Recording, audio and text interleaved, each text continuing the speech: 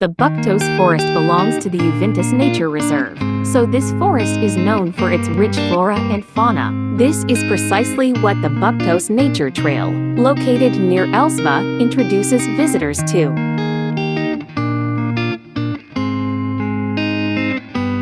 While walking along the trail, you can see marshy areas, trees growing right in the water, and a pine forest. In the second part of the trail, you can enjoy the view of a young and dense birch grove and an old linden tree next to the trail.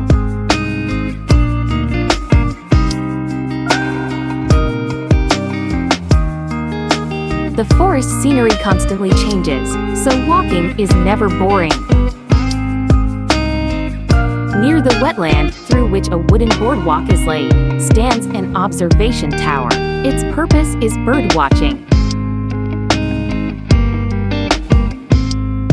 In the beginning, there is an informational stand with a route map. Further information stands introduce the flora and fauna of Buktos Forest. The route is marked with hiker symbols attached to wooden posts.